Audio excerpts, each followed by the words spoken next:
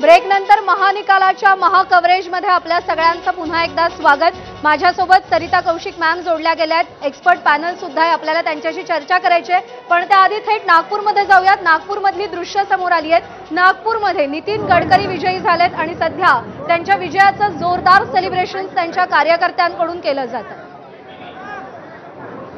बोलो भारत माता की जय, भारत माता की जय।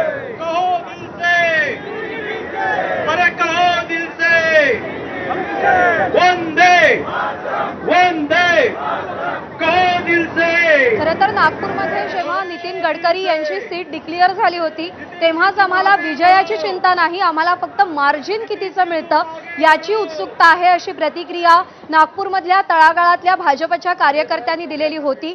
नागपूरमध्ये 2019 मध्ये नितीन गडकरींच्या विरोधात नाना पटोलेंसारखा एक बडा चेहरा, एक बडा नेता निवडणुकीच्या रिंगणात उतरलेला होता। पण यंदाच्या वेळी मात्र विकास ठाकरे यांचं नाव चर्चेत होतं आणि सुरुवातीच्या काळामध्ये काहीसे ते नाराज होते, ते इच्छुक नव्हते ही निवडणूक लढवण्यासाठी। पण विकास ठाकरे यांचं नाव इकडे निश्चित झालं, त्यांना ती सीट डिक्लेअर झाली काँग्रेसकडून। पण सध्या आपण दृश्य पाहतोय, नितीन गडकरी यांनी पुन्हा एकदा विजय मिळवलेला आहे, विजयाची माळ त्यांच्या गळ्यामध्ये पडलेली आहे।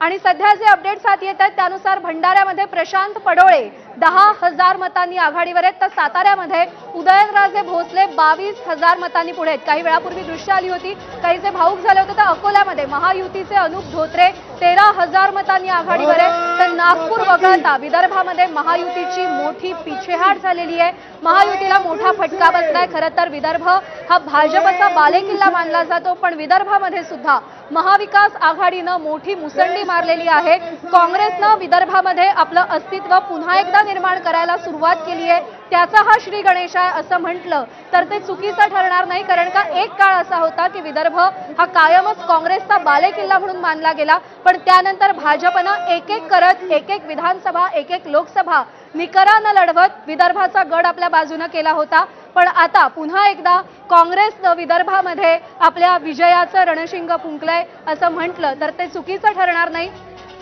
या महानिकालाचे महावेगवान अपडेट्स आपल्यापर्यंत येत आहेत, ते अपडेट्स तुमच्यापर्यंत पोहोचवायचे आहेत। धाराशिवमध्ये ओमराजे निंबाळकर विजयी झालेले आहेत।